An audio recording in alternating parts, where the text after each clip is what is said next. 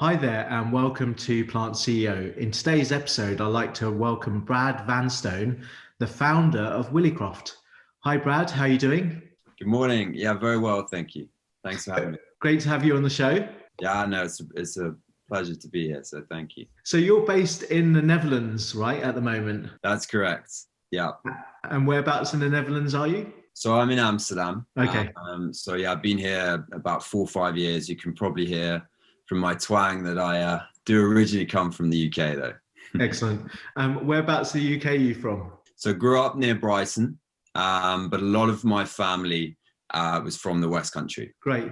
So let's start with that. It'll be great to hear about your background story because you actually come from a family background in farming, and I think it was your grandfather who actually taught you how to make milk and cheese. Yeah, that's right. So my grandparents had a farm down in Devon. So we used to spend a lot of time there growing up. It was, we were sort of shipped off down there in the holidays by my parents for weeks at a time, which was great fun. We loved it down there. It was a beautiful farm and they had a great setup there. So lots of space for the animals. It was quite a kind of classic old school farm where I think they were doing things in quite a traditional way. So the animals were living in harmony with the land. It wasn't overgrazed. It was just a really kind of idyllic, classic English farm. And so, we did pick up a few learnings whilst we were there. My grandfather sort of taught us the ways of the farm and how he used to make milk, and then he had some friends who made cheese. So we definitely picked up some information which I never thought would be useful further down the line, but it was a very formative period in our lives, I think, for my sister and I. Yeah, and your family still operates these farms today? So we still have the farm. My grandparents actually passed away the last couple of years, but we still have the farm in the family's kind of ownership, and we're actually just looking at a few really interesting projects for what to do with it over the next few years. So we're looking at some carbon farming projects. We're looking at a few rewilding projects that are potentially possible. So I can't say anything concrete yet, but hopefully we're going to be able to continue it in some shape or form. Yeah. Have you looked at a company called Refarmed that helps transition farms to create oat milk as well? Yeah, I've spoken to Geraldine a couple of times, and there's definitely hopefully going to be some crossover there. So I've been watching those guys and admiring what they're doing for sure. That's great. So let's also go back to when you decided to change your diet and also go vegan. And when was that? Yeah, so I was living in New York before moving to Amsterdam. And when we moved here, we kind of had a fresh kind of slate on things. And we were looking at sort of the impact of our personal lives on the planet. And we were, I think, becoming a lot more aware of the kind of wider global issues when it came to climate change. And we saw that the biggest single thing that my partner and I could do in our personal lives was to switch our diet. So we got down into a bit of a rabbit hole with various books and films and things. And we pretty much went vegan overnight about 4 years ago. And that process was actually quite an easy process. We started cooking a lot of cuisines that we hadn't really explored before. So a lot of Southeast Asian cuisines that didn't really rely on meat and milk. But the one kind of ingredient that we missed above all else was cheese. I think also because of my roots and the amazing dairy I had growing up, I really missed cheese. And so I started to look for alternatives at markets, supermarkets, all sorts of places, and couldn't really find anything that was any kind of comparison to cheese. So I started to experiment at home, and with my limited understanding of how to make milk and therefore cheese, I was able to get the recipes to quite a sort of decent point early on. So I was kind of replicating the process of making milk, replicating the process of then making cheese, but with plant-based ingredients. And that obviously couldn't be like for like, because you got to replace casein and rennet. but it got me pretty close. And yeah, that was really how it all began, just solving an issue in our personal lives. And just if you think back to, you mentioned there was some books and films that you saw. Can you recall what that was that, you know, really made you switch? Yes, a few of them I can definitely remember. So Cowspiracy was obviously a classic one. Before the Flood with Leonardo DiCaprio, I found that one was really hard hitting. There was a book by Joseph Severe about eating animals that I was just mind blown at the stats and the scale of all these operations, and yeah, just the amount of harm that was being caused. So I think those were probably the main ones that I can recall. And that just opened my eyes to information that I just was totally, oblivious to, I think, as most of us are. So it was really, really shocking. And when you started creating your cheeses at that early time, what were you using as your ingredients back then? And how has that evolved to where you are today? Yeah, so we were using cashews. So the bulk of plant-based cheese is made primarily from either nuts or a base of coconut oil and palm oil. The coconut and palm oil based cheeses can look and kind of feel like cheese, but they don't really use traditional processes. So it's kind of a limited replica. So most of the artisanal producers that have made really great replicas are using nuts. And the reason that's the case is they're super similar to milk in their nutritional makeup. So you can make a very comparable milk and therefore a really comparable cheese. So we were also using cashews, but although they made a great base and were able to, you know, help us create some really delicious recipes, we found out that there's actually quite some sort of horror stories about the cashew industry. So when we dug a bit further, we saw the emissions were super high. We saw a lot of cashews are being processed in a different continent to where they're produced and then shipped onto another different continent. There are social issues because they have this little acid that they can emit. So if you're not processing them in a facility and you're doing it by hand, as happens in a lot of places, there's some human harm there. So there was all of these different stories. And even when we sourced from a really responsible supplier, the emissions were still high. They were still costing us a lot, and there were allergen questions. So about 18 months ago, we decided to make a switch away from them. So we explored about 30 different ingredients, anything from oats to beans and pulses to loads of different different ingredients to trial. And we were kind of factoring it on a number of issues. So taste, environmental considerations, the cost, all of the kind of things you'd want to consider. And beans and pulses were the ones that came out best. So we're now switching on to white beans and lentils. We're making that switch this autumn in its entirety. So we've remodeled all of our recipes now. We're just doing the final shelf life tests. And yeah, this is going to put us in a really unique spot because we'll be the first plant-based cheese producer in Europe to be based solely on beans and pulses. And we're going to use this opportunity to put our emissions on our packaging. So we can say to the industry, this is, the footprint that we have. We're going to aim to lower it, but this is what we're going to benchmark ourselves off today. This is great to have that carbon labeling, actually. Is that now a standard across multiple food segments? We're seeing it being talked about a lot more, but until there is legislation to kind of enforce a carbon tax, I think it's just going to be companies that lead it.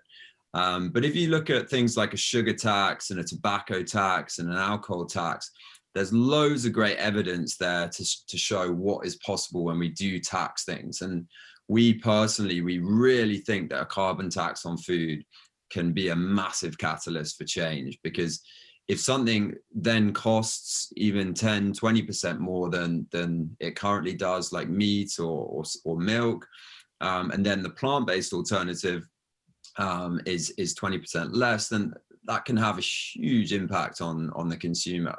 And I think that'll fast forward the change that we want to see a lot quicker than the current kind of financial models that we have. Yeah. Is there a way that you can promote that also to other brands? Are you also doing some lobbying to governments to change policies? Definitely. So we are putting these stats out there very publicly, and we're going to show all of our workings and really encourage other plant-based cheese companies to follow suit. So we would love for other plant-based cheese companies, for example, to start basing their recipes on beans and pulses rather than cashews or almonds, because that is going to have a much improved sort of help on emissions. But we're also part of some bigger groups who have been working on things like carbon taxes for a while now. So there's one in the Netherlands who have quite a European-wide sort of recognition. They're called the TAP Coalition.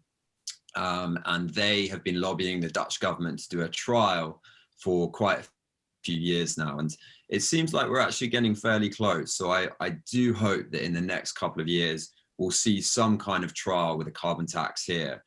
I think we have to have a trial first in a country like the Netherlands before it goes back to the EU, but it seems to be on the cards. And in Germany last year, there was a supermarket that actually introduced it for a week, a carbon tax. So they put their meat up. I think it was about 25% that their meat went up, and their other dairy products are in a similar sort of ballpark. And they're actually a discounter, and people always think that these sort of things are only relevant to more higher end retailers because the consumer can afford to pay a bit more. But it was really interesting to see a discounter take a lead there. Yeah. Do you remember who it was in Germany? I'll have to share it with you after. I can't remember Okay. the exact name of the supermarket, but I'll share it with you after. Yeah, that's super interesting, isn't it? And did they then see an uplift of alternative products being sold? Exactly. They did. Yeah, no, exactly. So it's had a chance to to have some proof there, and I think with a plant-based alternative, you got to try and remove all the barriers. So taste is the starting point, but price to a lot of people is equally as important, as is distribution and the general communication. But yeah, if we can break down all of these different barriers, the uptake is going to be much higher. Yeah. I also heard about the cashew point that you raised earlier, about that they're packed in other locations and you have a lot of middlemen who are in between controlling the prices. I think it was it Vietnam or Philippines that are one of the biggest suppliers out there? Vietnam. Yeah. Vietnam, wasn't it? Okay, yeah. But a lot of the cashews are actually grown in like Africa, for example. Yeah, exactly. And then they're sent over. They're sent over there, right? Yeah. And this is the real kind of dichotomy: is you launch a plant-based project and you immediately think, well, it has to be better than the dairy sort of projects that you're replacing. And I think this is where we all kind of need to do our research a bit further in the plant-based space to really make sure that we have total oversight of all of the things going on behind the scenes, because there are ways in which you can regeneratively farm dairy, for example, but there are also sort of supply chains in the plant-based space that need some real kind of ethical oversight. So I think the phase one of the plant-based growth was just a lot of excitement around all of these new possibilities and these new incredible tastes and flavors. But phase two, I think, is really having the accountability to, put our emissions on our packaging, really make a statement about the improvement between plant-based and dairy, and work on lowering those emissions each year. I think next step. Yeah, and you spoke about your ingredients being beans and lentils. Can you speak a bit more about that? Because I think the lentils is quite unique to mix that, I think, right? Yeah, so we chose them because of across about 20 different factors that we looked at. They came out the best across the board. So taste, cost, the neutral flavor, neutral color, availability, and actually, quite importantly, the possibility of growing them locally in markets around the world. So, for example, we know that white beans can be grown here in the Netherlands, but we also know they can be grown really well in the US, in parts of Asia. So as we grow as a business, we think we can set up local supply chains with those ingredients. So we're actually beginning a pilot project here next year. We've got 5 dairy farmers on board who are going to be transitioning away from their sort of traditional dairy projects onto growing our white beans. And we've got awesome. a really great partner on board who's like a regenerative farming expert, so that they can also make sure that we're growing cover crops and we're replenishing that soil year on year. So yeah, I think a big part of selecting these ingredients was also trying to find a way in which we could actively help the dairy industry convert, because it's very easy to sit here and point fingers.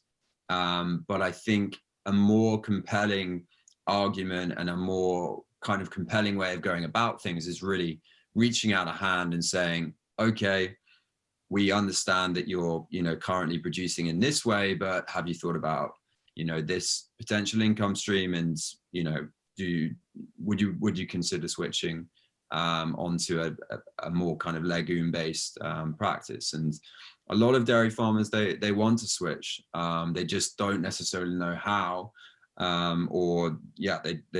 they're kind of scared of taking that risk. So we're trying to act as a bit of a middleman there, and to make that change happen in a quicker way, I guess.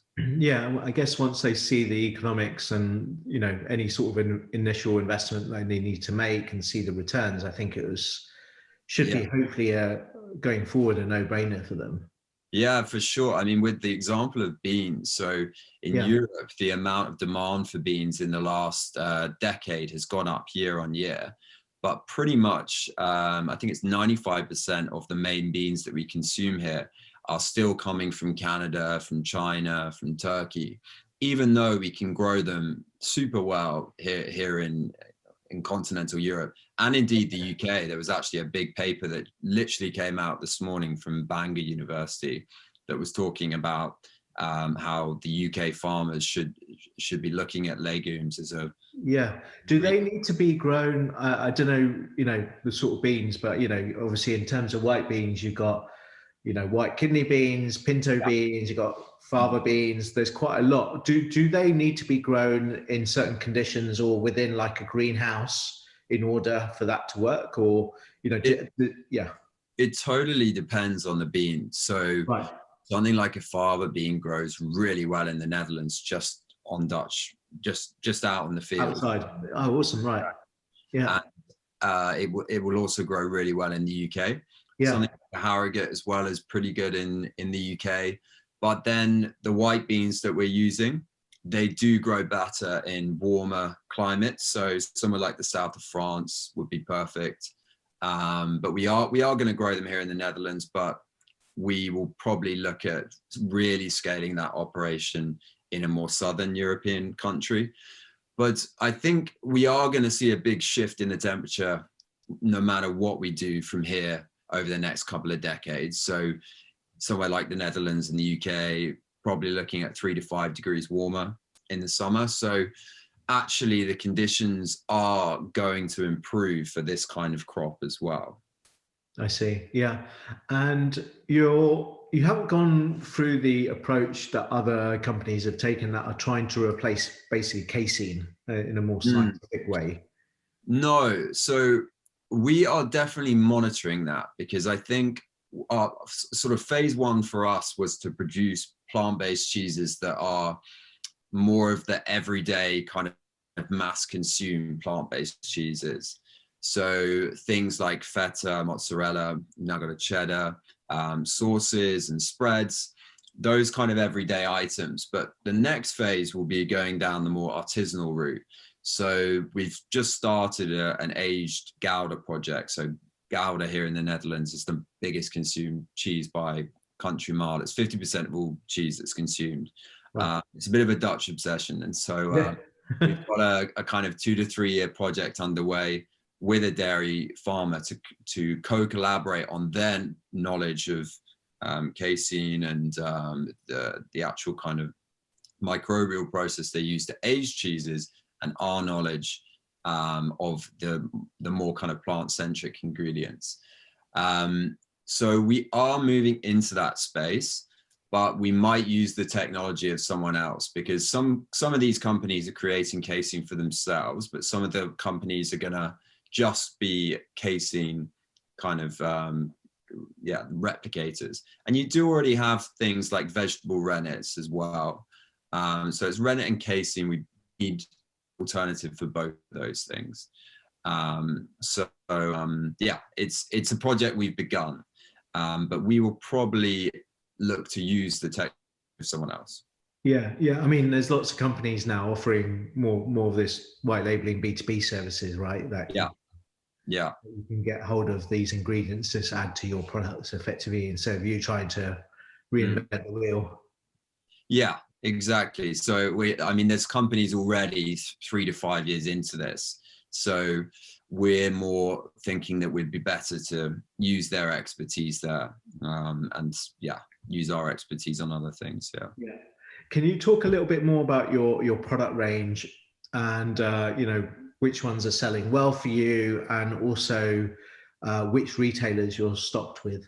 Yeah, of course. I guess the product range at the moment is going through a bit of a transition, because we're moving everything away from cashews. And I think this has been a really good chance for us to reset, because I think the cashew range, whilst it really kind of competed on taste and flavor, and we've always had a really beautiful brand, I think there were improvements to be made from that range. So from a cost perspective, we knew that there were improvements there, and we've made big savings on the new bean and pulse range. But also there were small kind of tweaks that we realized we should make. So putting the emissions on the packaging, we thought was super important. Simplifying our packaging as well, so it was a bit more functional. So the new range, I think, is going to be in a totally different kind of ballpark to what we first launched. And these learnings are just so useful during the first couple of years. And there's a little bit of inevitability that you're going to go through that process. But this switch has enabled us to actually make quite a few other tweaks, which has helped. But in terms of where we're sold at the moment, we're sold in the Netherlands, in Albert Heijn, also in Belgium, in Albert Heijn too. We've also had a lot of joy with a lot of the online retailers. So places like Picnic and Crisp and Gorillas, you would have seen coming through in the UK as well. Then in the UK, we're partnered with a really nice wholesaler called Whole Good. So we're sold in Whole Foods and a few online stores and quite a few independents. And then we're just starting out in Germany with a couple of partners, so mainly online again. And then we're talking with, plenty of other countries at the moment. But I think for now, our focus is getting this new range through. And once that range is ready, we'll then be in a position to really focus on our growth again. Yeah, and you also have direct to consumer on your website where you can shop. So we opened up much more after your new range, I would imagine. Yes, so we have a store. So we opened up a physical store here in Amsterdam about 18 months ago. Wow. And that store services obviously the Netherlands, but also 6 other countries around Europe. So that's actually a separate company, but we sell all of our cheeses through that store. But we also wanted to create somewhere that also celebrated the best plant-based cheese in Europe. So we stock 10 other suppliers through the store, because we really want to grow the space. And I think when you say plant-based cheese to people, a lot of people kind of have that, they kind of think it's subpar, or it's going to taste a certain way. So we know that if someone has any one of these 10 suppliers we stock, including Willicroft, their impression of plant-based cheese is going to be much improved. So the idea is we're all kind of growing each other's position by working together there. And it's quite interesting that you want other cheese, plant-based cheese manufacturers to also use the white beans and different types of lentils. So you seem to be quite open in order to also advise and maybe even collaborate to some degree. Yeah, definitely. I mean, my take on this whole movement is that, of course, I want Willicroft to be a success, but the biggest thing I want to be a success is us just fixing our food system. And if Willicroft is a part of that, amazing. But if I was given the choice of, say, in 2050, we're going to have created a food system that is living within planetary means, or in 2050, Willicroft is going to be the biggest plant-based cheese company in the world, I would pick the first option, even if it meant that Willicroft wasn't around then, because another company had come in and done a better job. Because ultimately, we should be all aiming to protect the planet. And the means to which we get there is to a certain degree irrelevant. It's more about just getting there. And so if we can be part of that, and I hope we do play a big part of that, fantastic. But I think, yeah, we need to be working together in order to fix these problems. Like, especially when you're going up against big dairy, when you're going up against a diet that is so entrenched in Western culture, we are not going to be a success on our own if we just focus entirely on ourselves. So I think collaboration is so important. Yeah, that's very good. When you think about your core sort of company values, is that what you say they kind of are? Is that how you're driven as a company? Yeah, so we have a few values that are really central to us. So collaboration is absolutely one. We also pride ourselves on making plant-based cheese for dairy cheese lovers, so people who really love their cheese, and kind of it being something you can swap in and out with the dairy cheese it's replacing, both in functionality and taste. And then I think we always are really focused on forever learning. So I think the minute you think you're an expert at something is a dangerous moment. We constantly want to be taking on new information, working with new partners, learning new things, because I think it's crucial to keep pushing boundaries and keep staying ahead, I guess. Yeah. And what are your thoughts on companies that are using the precision fermentation process and also cell-based technologies to create cheese? I think it's really exciting. I think we need many different angles in order to convert as many different customers onto eating less dairy. So for some people, they might think, well, actually, I never want to touch any kind of dairy ever again. But for some people, actually, the cell-based route might be really compelling, because they might not be quite as strong-headed when it comes to the environment, but are willing to make the switch if it does still have some dairy. So I think having different options for different people is really, really key, because we're all different as human beings and we all have different demands. And I think for some people, a vegan diet is just not possible. But if we have these cell-based alternatives, then we can still cater for those people, and we can still massively drive down emissions, drive down the amount of animal cruelty as well. So I think it's really important that we have strong options across the board. Mm. And what's been your investment journey so far? Yeah, so we've done 2 seed rounds. So the first seed round was back in 2019. Yeah. That was mainly with some initial angels that we were connected with, and friends and family. So that was kind of to validate what we started and to get it going.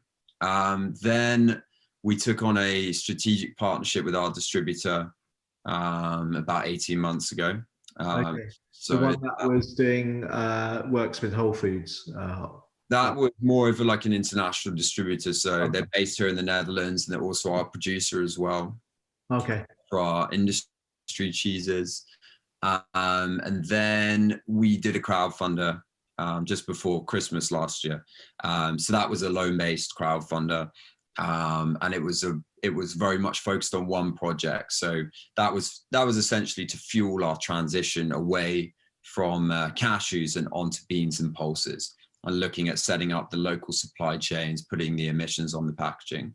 So we definitely will be looking at future rounds. We're potentially exploring one over the next few months, and that would probably still be a pre-seed. I think Series A, I think we're looking at that in, say, 18 months to 2 years time, when we're a bit more cemented in a couple of markets.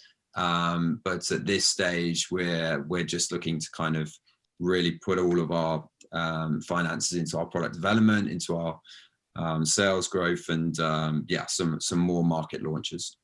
So that pre-Series A round, would you plan to do that via a crowdfunding again, or a different approach, maybe via VCs or like a platform, like Animal, or one of those? That would probably be VC backed. Yeah. So crowdfunding is something I would love to do again in the future, 100%. But I think for this next round, for this Series A, that we're looking at VCs, and we've been really lucky to have started some really good conversations over the last year or so. So the nice thing is we've got to know each other outside of the rush of an investment round. I think for us, it's really important we have very values-driven investors. We are doing things, I think, in a more with more of a long-term approach. We're really trying to go to the source, trying to set up a lot of things with our supply chain. So it's not for every investor, a project like Willicroft. So it's really important to us that we match with people that, first of all, we get on with as people. And secondly, they share our kind of planet first values. If someone is commercially driven or looking for a short return, they should probably invest in someone else. Yeah. And what does your family think about what you've been doing, especially the ones who've been in traditional farming? We've had some great conversations about this. I think I can remember what my grandpa first said to me. I mean, he was just so confused about how you could make cheese from nuts. He just couldn't get his head around that. But we had some super conversations before they passed away, and I think eventually he really did get it. So he's lived out in the country for decades, obviously, and he's seen how farming has changed and how his neighbors have gone from having 50 cows to having 1,000 cows, and they never go outside, and all of the manure is shipped off to some far-flung place, and the hedges are decimated every year. There's no birds. The land just looks pretty dead. So he sees all that and thinks this is not something that is sustainable, or I should say he saw all of that. Yeah, right. And so he got it. Like, I think he still saw a place for dairy, and I'm also not naive to think that dairy is going to disappear overnight. And I hope the dairy that remains can move to a more regenerative model that is very high end and local. But he really saw why I was doing this. And I think he also thought that it was needed for us to sustain a population of 10 billion people in 30 years time. So yeah, we've had some great conversations. Yeah.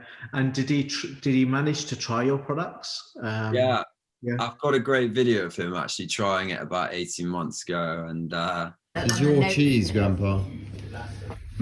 It's your cheese. It's your debut. So, and you got a bit, is that bread? That's bread. Yeah. So you grab one of the fondue sticks. Yes. And just dip it in. Yes. There's my book. Yeah, a little bit. Yeah. That's a soft bit, yeah. Thank you. And go into the loaf? Into the loaf. Into the loaf. Yeah. Does this take us to Amsterdam? No, it's not Narnia. What? Or a portcullis? No. Or Mary Poppins bag. Yeah, neither that. The fondue, like we had in Switzerland. That's quite right. Yes, I put that in my mouth. Yeah. You've done this before. Look at Well, that. we used to do this in Switzerland. Yeah. Okay? Sound okay? No, It's not good? no, it isn't good. Okay. Put it all in one there. All in one go. Is it hot? No, it's about the right temperature. Oh, well done. Lovely. Oh, there we go. Looks delicious. Anybody else? Yeah, Well, now we're going, yeah. We were just waiting for No, you. come on, come on. Yeah. He knew the camera was on him. He was always very good behind the camera, but it was genuine surprise and excitement at the taste actually. So no, I was very happy about that. Yeah, very good. What was quite nice is when we listed at Waitrose, I called him up because he used to sell meat to Waitrose. So Willicroft Farm was a customer 40 years ago at Waitrose selling meat, and fast forward to today, and it's plant-based cheese. So that was a very nice moment to see him hear that news. Yeah. And are you still listed with Waitrose today? Can you find your products there? We've had loads of Brexit distribution issues, so it's been I think everyone thought that Brexit was going to be tricky with shipping to the UK, but it's just been a nightmare. The price hike and the delays on timings and things, just it doesn't make it economically viable at the moment. So when we come back to really having a crack at the UK, we're going to set up distribution and potentially a manufacturer in the UK. And just go at it in with that kind of approach, because shipping product from the Netherlands to individual customers is just not something that is possible under the new arrangement. So we need another crack at it with an actual hub in the UK, and actually we're getting quite close now with a few partners, so that's exciting. So you've spoken to manufacturers already in the UK that could help you produce. Yeah. Right. Yeah, so I think the first phase will just be getting distribution, so having a hub that we can feed everything out from. Yeah. But the UK is such a key market to us. I think, the uptake there is fantastic, and we can justify producing there. I think the minute there's an ocean in between, it kind of justifies, I think, setting a local production up medium to long term. Yeah, totally. Yeah. Sounds good. So just want to wish you the best of luck with your mission. It's an important mission that you're on. Thanks very much. And hope to see this new range of products that you release hopefully soon. In a few months, I guess. Fantastic. No, thank you very much for your time, and really enjoyed the conversation. All right. Take care and speak to you soon. You too. Bye-bye. Bye-bye. Bye.